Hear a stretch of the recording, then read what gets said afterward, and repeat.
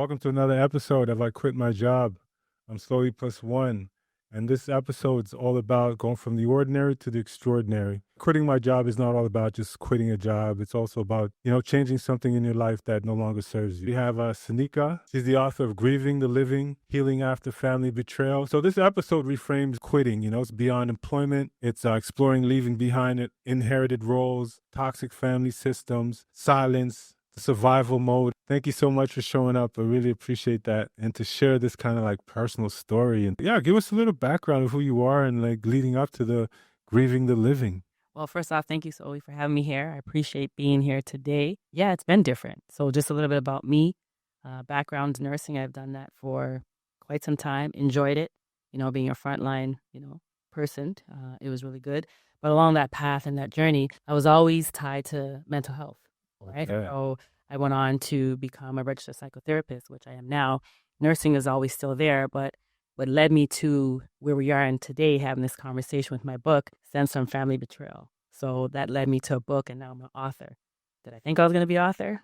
No, but here I am, right? And, this book, it's my baby, right? It actually taught me a lot of things, and it's brought me from, my nursing through, my mental health journey, supporting communities.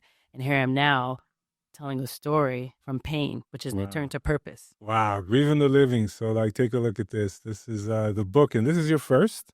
It is. So that's just one of my first book, but that's just a soft copy. There is a hard copy to it as well. But This is exciting. I want to find out more about the family dynamics, how, families can heal in a way. So this is like defining that moment, that no longer fits either be a family role, family dynamic, is either silencing or emotional survival.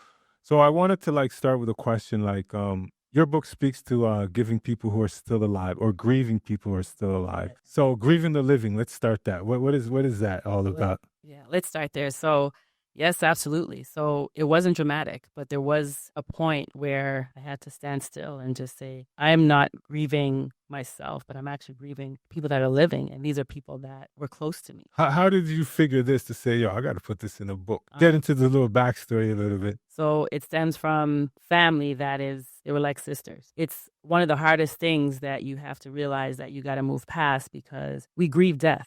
We have funeral. But when we grieve the living, we don't have a funeral. This title came from Grieving the Living because this is something not only that I went through, a lot of people go through that. These are people that are still alive. It's one of the hardest things that you have to do because you see them at family functions and in public. How do you deal with that? So for me, I had to live past that, and how do you do that? But for me, it's turning that pain to purpose. And this purpose is this book. It wasn't hiding it anymore. Family betrayal taught me loyalty to myself. So you got betrayed and then you said, okay, this is what I'm quitting. I'm quitting family. And now I'm going to focus it on myself. That betrayal taught me loyalty to myself. And what that looked like was scary. I was always loyal to family because that's what you grew up. That's what you knew. Like family is everything. Like that's what it is. But at the end of the day, you're everything. Right. That's what matters. You got to live beyond that. You know what I mean? That silence is very silent. Right. But that's your silence for yourself and your silence to move on. Mm-hmm. You got to learn how to manage pain, how to keep the peace, and learn how to live inside of betrayal. This is family now. So we're talking about loyalty. How did you feel about doing that? It could harm you more by saying I'm going to be disloyal to the family. How did those dynamics work? It was hard. Very hard. Didn't feel empowering at first. It was very disorientating, weakening at the knees, shaking. Am I going to face like shame? You know what I mean? Doubt. What am I doing? Why am I doing this? Mm-hmm. I'm family orientated. I got to, I'm the glue. I got to make this work. That's not right. But those are the questions that it's not about the why anymore. It's the now. You know what I mean? How do we move past that why? Because the why, which keeps us stuck, but it's how do you move past, and it's the now that we got to work on. So why do certain people stay in harmful situations? Because of this loyalty. You stay in that because of loyalty, because you're not loyal to yourself. You're loyal to the situation. But that situation is harmful, but we choose that because it's what we know and it's who you know. Sometimes that loyalty is those people close to you. Like for me, I grew with those people. Those are my sisters. I'm supposed to stay loyal. So cutting that off, even though it's harmful, is the hardest thing. But reclaiming yourself is sacred. It's one of the most beautiful things in peace. How emotional was that? Like quitting on the family to now look after yourself. How emotional was that? Very emotional. And as I sit here with you, It is emotional. The difference in my emotions now is I can handle it. I couldn't handle it when I was going through it. Myself, I'm a therapist. I had to go get therapy. I'm not ashamed to say that because that's part of building and reclaiming and going through betrayal with the ones you love. But you're doing that, but you think that love requires self-erasure. No. The difference between endurance and alignment. Endurance and alignment. So when you look at endurance is when you find yourself shrinking, when you find yourself saying in a situation that you're being betrayed, that's endurance. Alignment is standing firm and tall, even in those uncomfortable situations. That's alignment. But when you're losing yourself, that's endurance. That's unhealthy. And what are you aligning yourself with? Is it other members of families, or is it just within knowing yourself? You're aligning yourself with yourself, right? So when you have to align yourself with others to feel, wanted or needed or loved, that's not alignment because you're losing yourself. That's endurance, right? Okay. So alignment is with yourself. Look to yourself first and don't feel guilty for that. And that's where I fell short because I felt guilty because I was always that person putting everything together, being there and, myself last. You got to learn to get through that because alignment is about yourself. Then you can align with others. But you got to put yourself first. Right. And then so in the family dynamics, I know we haven't gotten to to like what made you do all this or what are the nitty gritty, but this book provides those answers in terms of helping people to grieve and feel better. Is that what it is doing? Absolutely. So within the book, there's 10 chapters. So, it starts, there's like a first, a part 1, a part 2, and a part 3. And it talks about that, and my becoming. And even within that book, there's some journal spacing. There's some affirmations. There's some healing pages. You know what I mean? And just to get you through, there's 10-day reflection. So there's a lot of things. Okay. It's a book, but it's more than a book. You know what I mean? So this is a workbook on your life, the better me. The better me, the better reclaiming, right? So it's moving through that. And, it's beyond these pages. You know what I mean? Like for myself looking to get into, speaking, this is going to be something global. Right. Go past. It's beyond the pages because it's not just about me. It's a story beyond this. So then from what I'm taking, like quitting wasn't just about like walking away. It was more like reclaiming yourself. Is that a proper take? You said it. It's a proper take and it's an on point take. And the book, Grieving the Living After Family Betrayal, but it's also about reclaiming my voice. And that's part of the, one of the chapters in there. It's about reclamation. Explain what that like. You're now entering your first day. Like you're now here. Like explain what that felt like. Just being here now. I'm about to write a book. I've stepped away. I've learned how to grieve. I'm getting everything, all the help I need. I'm still vulnerable, but how do you get to that point on your first day of saying, "All right, pen to paper"? The first day was shaky. It was, as I mentioned, didn't feel empowering. The first day was scary. The first day was. I question, am I really doing this? And why am I doing this? What is my purpose in doing this? But I look back and it was part of my healing journey. So the reason when I came to the first day, it actually at one point felt, I heard a whisper and it was like, you're going to be okay. And I am okay through this journey. Putting it pen to paper. There was moments I cried. Absolutely. Going after, certain verses and reading through and, those moments come back. It was very emotional. There was breakdowns, but it wasn't breakdowns forever. So writing this book opens up a lot of vulnerability. Explain some of those vulnerable sides that you saw of yourself when you're writing this book. Yeah. The vulnerable sides that I seen was a lot of weakness, a lot of pain that I used to protect for others, but I felt very lost in that moment because this is something that when you're sacred and you have a family dynamic and people that you're close to, those bonds are not supposed to be broken. That's what I was taught. And it was broken. And all I could look at, how do I fix this? But it wasn't for me to fix. It wasn't for me to carry anymore. It was for me to move on without an apology, without trying to search those answers and looking for validation or confirmation. I had to stop that. So what surprised you the most in that journey about yourself? That I found my voice back. Yeah. Yeah, because I was lost. I was like, and I'm not a person to be lost, Right. But what surprised me was that I can move on past the pain for people that I've grieving and that I've loved and that I've carried. I can actually move past this because I'm always one Mrs. Fix It. But no, what surprised me is that you're able to do this on your own, stand alone, still have your voice, and reclaim yourself. And it is one of the most peaceful things that I've experienced that I have no regret in moving on. No regrets, huh? So once you found your voice, I guess you also had the confidence that I can get through anything. And when you find that voice, it is scary Hmm. because there's a lot of things that go through your head and question and revert back and, tell you you're not supposed to do this. So there's a lot of talk between yourself. For me, I'm a very spiritual person. Hmm. I believe in, a higher power, and that's kind of what got me through as well. So that's, the push. And for readers or anybody, you got to find what is it that's going to get you through. You know what I mean? Right, And you got to right. have, it's a battle between yourself.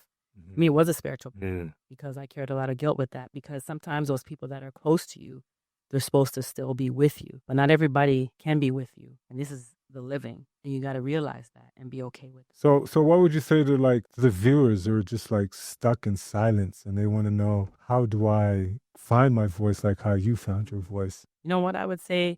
Start with you. And that's in that quiet space. Mm, Nothing doesn't have to be loud. mm, And I think that's sometimes where we get confused. Even your exits, they don't have to be loud. Finding your space within yourself and writing your truth for yourself. And if you're the only one that hears that truth, that is okay. right. But that's where you start. You start with yourself in that sacred, quiet place and just start with yourself and just name what it is. Mm. You got to name it. There had to be some turning points where you had to like second guess yourself. How did you get through some of those points? The turning points were I was constantly looking for accountability, right? And accountability for me, when I look at accountability, that's change of actions. So when people say to you, I apologize, or they take accountability, but the action's still the same, that's when I woke up. Accountability to me means change. And if you're not going to change, then you're not accountable. So the turning point for me was seeing, because I've been shown over and over and over. So I had to make a change within myself. How do I transform grief into something positive? Well, for one, you name your grief and you want to turn your grief into purpose. When you're grieving, we're talking grieving the living, to change that, you have to want to have a purpose with. For others, it may be different, but you can't dwell on the negativity of the grief. It's there, you had your moment. But what's the turning point for you?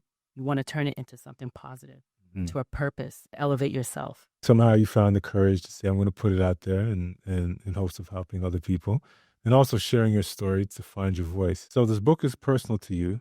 How did it become so communal? Like you went from your personal, now it's communal. What is it you want to achieve with that? So the reason why it became from personal to communal, it's because having conversations with so many other people, when people found out I was writing a book, the attraction and the conversations that came to me was amazing. And I think that part for me, it had to go beyond the pages, and that's through conversation. And given the line of work that I do and just speaking to people and their stories, I was like, I'm not alone. Right. A lot of it just kind of resonated. And it was now, okay, you're going to go live with this. You're going to talk and on speaking engagements with which I'm actually having conversations with and people inviting me. It's such a great feeling. And globally, I can't keep this secret. Right. This has to be globally because it's not just here locally where we are. It's globally across borders where people are going through this and they're suffering and they want to know themselves. So why not share it? It has to go beyond the pages. Is there a snippet of your life that would give an example? So when it comes to that, betrayal can be anything. But for me, it was the lies, the deceit, and just not being sister-like anymore. You know what I mean? These are people that were here. And it just, it happened very fast, to be honest with you. It happened very fast, and it's something that shouldn't have happened. Trying to bring it back, trying to rekindle, but sometimes it didn't happen. I shouldn't say fast. It did happen slowly. It happened over time. And I think for me, it was a wake up. I'll continue to say it was one of the hardest things. And it came with a lot of lies and cowardness, narcissistic behaviors that I thought we could overcome. It affected not just, myself. When you talk about family as like a community. So that was hard for me because we're very family orientated. Those are the walks of life you just have to go through. So now you're sharing your story with me. You said you shared it at a few places. How does storytelling help you achieve or help someone else achieve through family like estrangement? Well, storytelling for one, I think with me it started with, putting pen to paper. We talked about this earlier, and just connecting yourself and releasing what no longer should be with you. So storytelling, even when you're small, we think about, a story you're being read to, Right. and it's very exciting, and it's relatable. So for me, anybody that's telling your story, just be truth.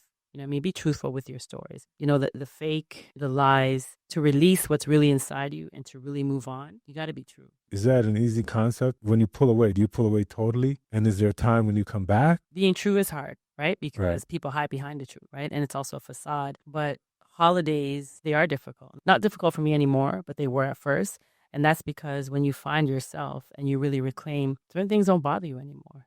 For anybody, it is hard, it's tough at first. I'm not going to say it's not, but it is something it's tough, especially depends on who it is. Very tough. Like in those, environments, kind of walking by, you're expecting to give that hug.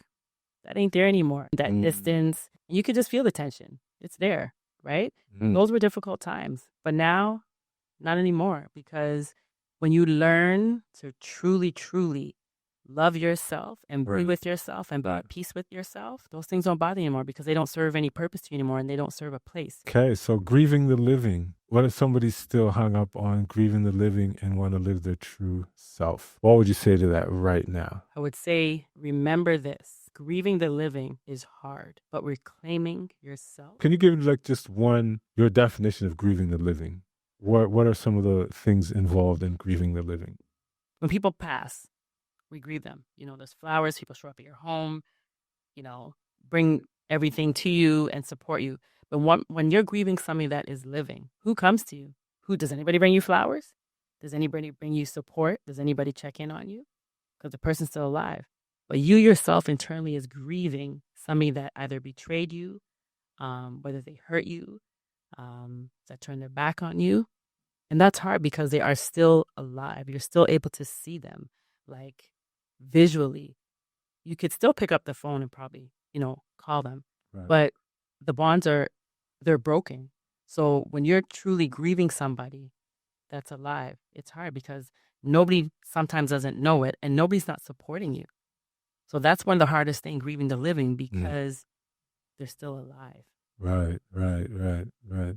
And so sometimes I guess we get caught in that situation where we're grieving, still being loyal. So that your book covers all of this and how to kind of maintain moving forward with. And it seems like it's more of a movement than a book. Like what's happening there? I like how you said that. So it is a movement. And when we talk about movement, because it's not standing still just on these pages within the book, it's moving past that into, we talked about global platforms. We talk about, live events. So it is a movement. It's a movement for shift, and a lot of it, yes, I talk about women, but it also can reflect the individuals. But it's a shift for, individuals to find their way back. There's a lot of conversations I have that people are just like lost and not knowing how to find their way back because the guilt is just so heavy because it's the person that is tied to that situation. You're supposed to be together. You're supposed to make this work. You're supposed to be family, but not necessarily because being lost as opposed to finding yourself, that's the movement. Nice. So where can people find out more about Grieving the Living? Like I said, we did have a soft launch. We do have myself on Instagram. I'm on I am Seneka, Seneka King, and then at DKH Visionary as well. You can reach out. Follow me on Instagram. Cool. It's going to be out there. There is going to be a post launch for those that have the book already. That's going to be probably end of February. There is some global stuff happening that's in the works near to the end of the year. Well, there you heard it. Thank you, Seneka. Slowly. Thank you. Oh, my goodness. But no, this is amazing. And if you're going through it, like family grievances, or make sure you get a copy of Grieving the Living, Healing After Family Betrayal. And so I guess that happens a lot because most families do go through a betrayal. And a betrayal is tough and it breaks families. But again, thank you so much. And if you like this story, liked what was going on, please subscribe and like. I quit my job, but this is the book. This is beautiful. Thank you so much. I Quit My Job podcast, from the ordinary to the extraordinary. Thank you so much. Slowly plus one. Peace.